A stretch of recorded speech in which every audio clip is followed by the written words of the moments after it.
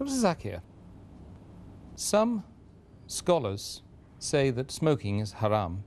I'd like to know what's your opinion. And does smoking invalidate the fast? As far as smoking is concerned, several years before, when science hadn't advanced that far, most of the scholars used to say that smoking is makruh. Based on the hadith of Muhammad sallallahu alaihi wasallam, which is mentioned in Sahih Bukhari, volume number 1, in the book of Adhan, hadith number 855, where the Prophet said that anyone who eats garlic or onion, they should stay away from us and stay away from the mosque. Prophet said that, don't come to the mosque after having garlic or onion because there's bad breath. When you are smoking, the breath is worse than onion or garlic. So based on this hadith, therefore garlic and onion doesn't become haram, it was makruh. So based on this hadith, scholars give the fatwa that smoking is makruh. But now, after science has advanced, we have come to know that smoking is nothing but it's a slow poisoning. Tobacco in any form, whether smoking, cigarettes, whether bidi, whether tobacco in hookah, whether chewing tobacco, all forms of tobacco contain nicotine and tar. And we know it's nothing but slow poisoning. That is the reason most of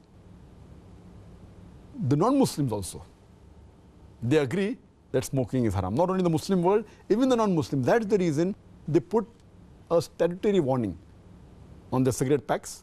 They put a statutory warning saying cigarette smoking is injurious to health. Or in some countries, it mentioned general surgeon's warning or surgeon general's warning. Smoking is injurious to health. And anyone gives the ad, whether in newspaper, in the magazine or television, it is compulsory that they have to highlight the statement, smoking is injurious to health. So I'm not talking about the Muslim world, even the non-Muslim world agrees that smoking is nothing but slow poisoning. And today, according to statistics, the World Health Organization says that every year more than 4 million people die only because of smoking. And if you count the other forms of tobacco, it will be much more.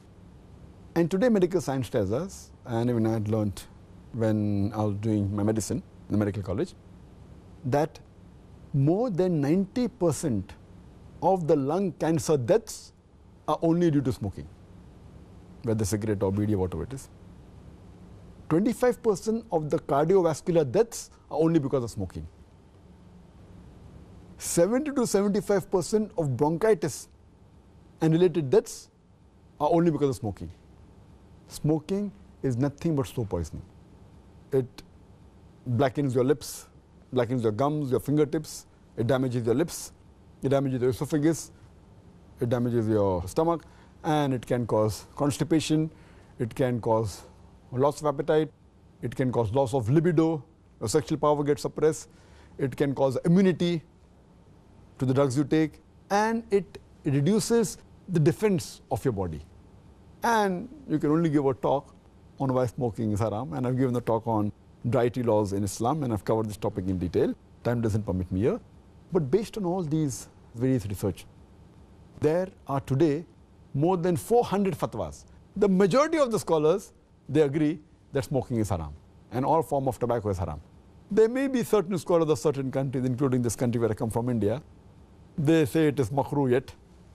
But most of the scholars, otherwise, throughout the world, majority of them, they agree that smoking is haram. Allah says in the Quran, in Surah Araf, chapter number 7, verse 157, that you follow the prophet, the unlettered prophet who's mentioned in your law and scriptures. And further it says that this prophet asks you to do things which are good for you, tayyib for you. So take what he gives it to you, what is lawful and good. And he prohibits things which are khabith, things which are unlawful, things which are bad for you. So what a prophet gives, what he gives you which is good, take, and he prohibits you things which are khabith, unlawful, you have to abstain from it. This is the law. And Allah says in the Quran in Surah Baqarah chapter number 2, verse number 195, make not your own hands the cause of your own destruction, indicating that do not kill your own self. Because smoking is nothing but slow poisoning, it comes under this category, something like suicide. Slow poisoning, every puff you take, you reduce your life. So based on this, there are more than 400 fatwas saying that smoking is haram. And furthermore, this is one of the major reasons why it's haram. Furthermore, Allah says in the Quran, in Surah Araf, chapter number 7, verse number 31, eat and drink, but do not be extravagant. Allah says in Surah Isra, chapter number 17, verse number 27, that do not be extravagant, do not be a spendthrift. For verily, a person who is a spendthrift is a brother of the Satan, is a brother of the devil. And we know that when we smoke, it's nothing but extravagance. It's nothing but taking a pound note or a few pounds, or taking a dollar note, the green dollar bill, or a pound, and lighting up with fire. When we smoke, when we light the cigarette, it's nothing but burning money, whether it be rupees, whether it be dollars, whether it be pounds, whether it be riyals. It's nothing but extravagance, which is haram in Islam. And you can give a list of reasons why it's haram. But just to cut it short, one more reason, that you cannot harm your own neighbor. You cannot harm your own brother. And in smoking, when you exhale out the smoke, it causes more damage to your neighbor. Passive smoking is more dangerous than active smoking. When the person who smokes, when he exhales out, if the person who's a neighbor inhales the smoke, it causes more damage to him than the person who smokes. That's the reason many countries like Singapore, etc., they've banned smoking in public places. In your personal house, you can do it. In public places, in government places, smoking has been banned. So based on this, it's haram. So smoking is haram. As far as the second part of the question is concerned, that does smoking invalidate the fast? Normally when a person smokes, the smoke goes into the lung, but there are some other particles also that go into the stomach.